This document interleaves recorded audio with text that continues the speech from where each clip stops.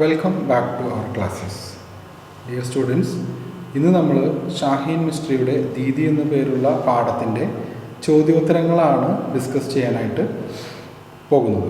അപ്പോൾ ചോദ്യോത്തരങ്ങൾ എടുക്കുമ്പോൾ ഞാൻ എപ്പോഴും പറയുന്നത് പോലെ നിങ്ങൾ പാഠത്തിൻ്റെ പേര് എഴുതുക, ചാപ്റ്റർ 9 ഷാഹീൻ മിസ്ട്രി എഴുതിയതിനു ശേഷം ഇമ്പോർട്ടൻറ്റ് ക്വസ്റ്റ്യൻസ് എന്ന് ഹെഡിങ് കൊടുക്കുക. അതുകഴിഞ്ഞ് നമുക്ക് ഫസ്റ്റ് ക്വസ്റ്റ്യൻ നമുക്ക് എഴുതിയെടുക്കാം. What was Shaheen's first impression of orphanage? What was Shaheen's first impression of orphanage? Shaheen മിസ്ട്രിക്ക് ഓർഫനേജിനെ കുറിച്ച് ആദ്യം ഉണ്ടായ ഇംപ്രഷൻ എന്ത് എന്നാണ് ചോദ്യം. ഷാഹീൻ മിസ്ട്രി ജക്കാർത്തയിലൊക്കെ താമസിക്കുന്ന സമയത്ത് ഓർഫനേജ് വിസിറ്റ് ചെയ്തപ്പോൾ അവിടെ പലതരത്തിലുള്ള കുട്ടികളെ കണ്ടു. ഒച്ച വയ്ക്കുന്ന കുട്ടികൾ, ഓളിയിടുന്ന കുട്ടികൾ, കരയുന്ന കുട്ടികൾ, ഒന്നും തന്നെ മിണ്ടാതിരിക്കുന്ന കുട്ടികൾ. അപ്പോൾ അങ്ങനെ പല ടൈപ്പ് കുട്ടികൾ, അനാഥരായ കുട്ടികളെ ഷാഹീൻ മിസ്ട്രി കണ്ടു. അപ്പോൾ ഇത്തരം ടൈപ്പ് കുട്ടികളെയാണ് ഷാഹീൻ മിസ്ട്രി കണ്ടത്. അപ്പോൾ നമുക്ക് അതിൻ്റെ റെഡിമെയ്ഡ് ആൻസർ തരാം. പ്രിയ വിദ്യാർത്ഥികൾ അത് എഴുതിയെടുക്കുക. In the orphanage Shaheen so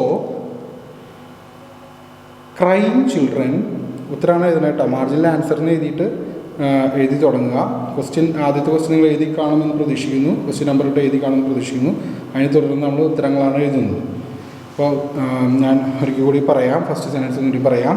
in the orphanage she saw crying children, കോമിട്ടിട്ട് ലോഫിങ് ചിൽഡ്രൻ, കോമിട്ടിട്ട് quiet children and screaming children. Screaming spelling ഞാൻ പറഞ്ഞുതരാം. SCREAMING. സ്ക്രീമിങ്, ഓളിയിടുന്ന. സ്ക്രീമിങ് എന്ന് വാക്കിൻ്റെ അർത്ഥം ഓളിയിടുന്ന. അപ്പോൾ പലതരത്തിലുള്ള കുട്ടികളെയാണ് ഷാഹീൻ മിസ്ട്രി ഓർഫനേജിൽ കണ്ടത്. ക്രൈയിങ് ചിൽഡ്രൻ, സ്ക്രീമിങ് ചിൽഡ്രൻ, അതുപോലെ തന്നെ ക്വയറ്റ് ചിൽഡ്രൻ, ലോഫിങ് ചിൽഡ്രൻ, വളരെയധികം ചിരിക്കുന്ന കുട്ടികൾ. അപ്പോൾ ഇതൊക്കെയാണ് ഷാഹീൻ മിസ്ട്രി ഓർഫനേജിൽ കണ്ടത്. ഇനി നമുക്ക് അടുത്ത സെൻറ്റൻസ് എഴുതാം. She was confused. അത് കഴിഞ്ഞിട്ട് അടുത്ത സെൻറ്റൻസ് എഴുതിക്കോളൂ. She saw the iniquity of life there. അടുത്ത സെൻറ്റൻസ് എഴുതിക്കോളൂ. She saw the iniquity of life there. അപ്പോൾ നമുക്ക് ആദ്യത്തെ ചോദ്യത്തിൻ്റെ ഉത്തരം നമ്മൾ എഴുതി കഴിഞ്ഞു. ഇനിക്വിറ്റി ഓഫ് ലൈഫ് ദർ എന്ന് അവസാന സെൻറ്റൻസ് പറഞ്ഞിരിക്കുന്നതെന്ന് വെച്ച് കഴിഞ്ഞാൽ ഷാഹീൻ മിസ്ട്രി അവിടെ ജീവിതത്തിലെ തുല്യതയില്ലായ്മ കാണുകയാണ് ചെയ്തത്. അപ്പോൾ അവിടെ ഷാഹീൻ മിസ്ട്രിക്ക് വളരെയധികം മാനസികമായ വിഷമമാണ് ഉണ്ടായത്. കാരണം തനിക്ക് മറ്റുള്ള കുട്ടികൾക്ക് ഒരുപാട് ഫെസിലിറ്റികളും ഫാക്കൽറ്റീസൊക്കെ, പക്ഷേ അനാഥാലയത്തിൽ പരിമിതമായ ഫെസിലിറ്റികളും ഫാക്കൽറ്റീസൊക്കെ ഉള്ളൂ. അപ്പോൾ അതിനെക്കുറിച്ച് വളരെയധികം വേദനിച്ച് അതുപോലെ തന്നെ ഭയങ്കരമായ ദുഃഖമാണ് ഷാഹീൻ മിസ്ട്രിക്ക് ഉണ്ടാകുന്നത്. അപ്പോൾ അതാണ് നമ്മൾ ആദ്യത്തെ ചോദ്യം എഴുതി, അതിൻ്റെ ഉത്തരവ് നമ്മൾ എഴുതി. രണ്ടാമത്തെ ചോദ്യം നമുക്ക് ശ്രദ്ധിക്കാം. On what conditions did Shaheen's parents allow her to stay in India? ഞാൻ ഈ സൈഡിലേക്ക് നിന്ന് ഒന്നുകൂടിയും അത് കുറച്ചുകൂടി കൂടി വായിക്കാം. On what conditions did Shaheen's parents allow her to stay in India? ചോദ്യത്തിൻ്റെ അർത്ഥം ഇതാണ്: എന്ത് ധാരണയിലാണ്, എന്തൊക്കെ കണ്ടീഷൻസിൻ്റെ പുറത്താണ് ഷാഹീൻ മിസ്ട്രിയെ ഇന്ത്യയിൽ നിൽക്കുവാനായിട്ട് അവരുടെ പാരൻസ് അനുവദിച്ചത് എന്നാണ് ചോദ്യം. ഒരിക്കൽ പറയാം.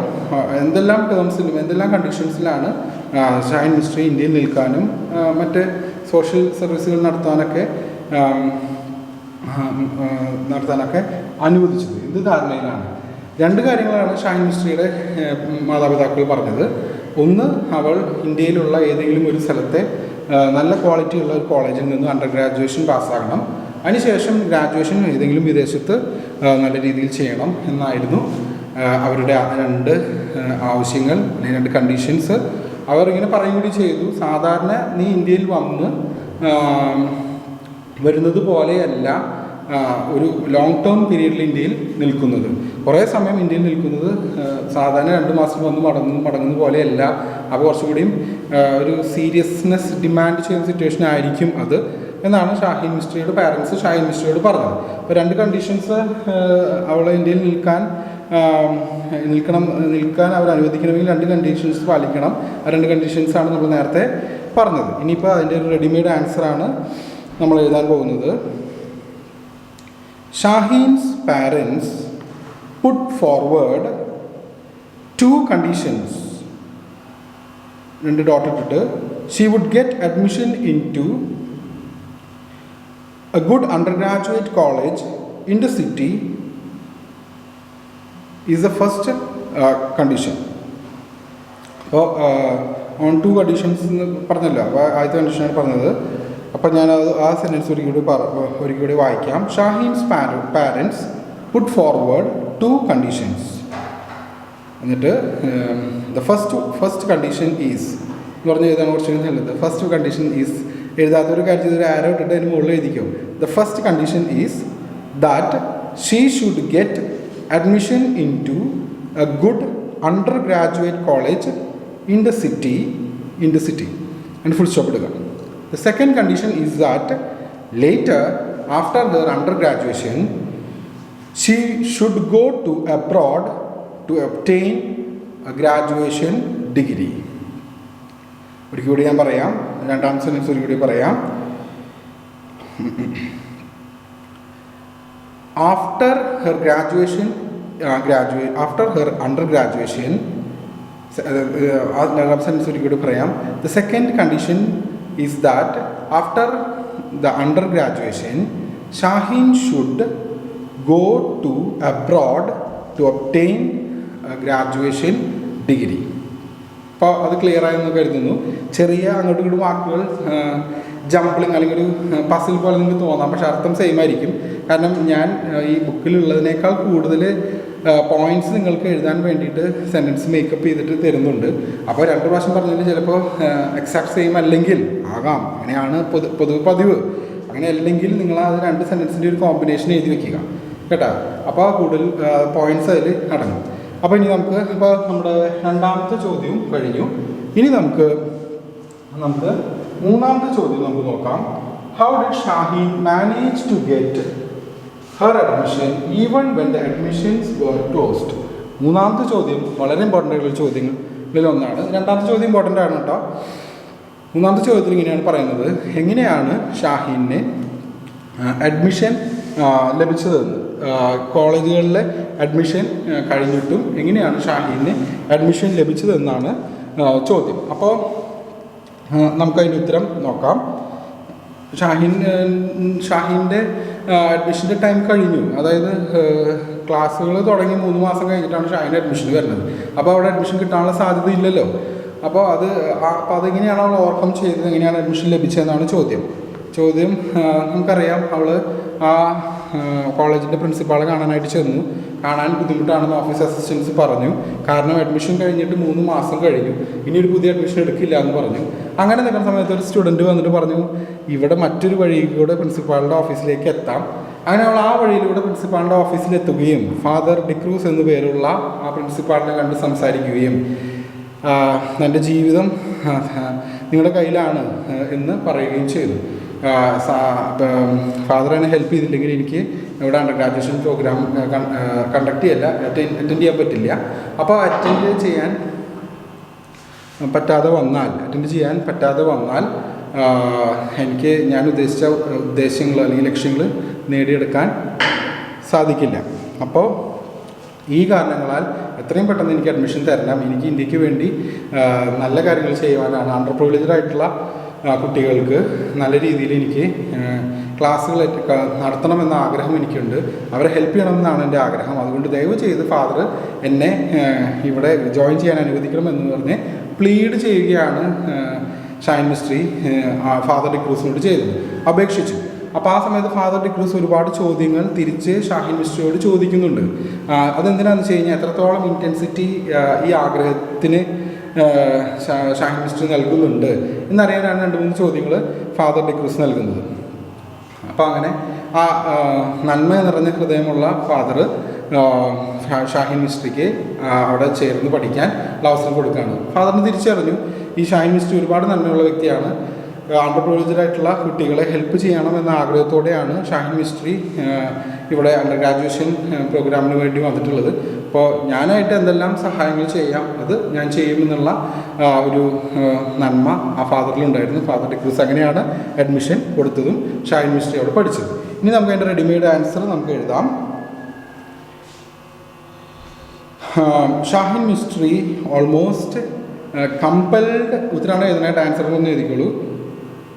Shahin Mistry almost compelled the principal to admit her for the undergraduation programme. Full stop ഇടുക. എന്നിങ്ങനെ എഴുതൂ. She entered the principal's room through a side door which was shown to her by a student. ഒരിക്കൽ ആ sentence ആവർത്തിക്കാം. She entered the principal's room through a side door shown to her by a student. അടുത്ത sentence എഴുതിക്കോളൂ. Before the surprised principal, Father De Cruz, could open his mouth, Shahin Mistry said that her life is in his hands. Stop it again.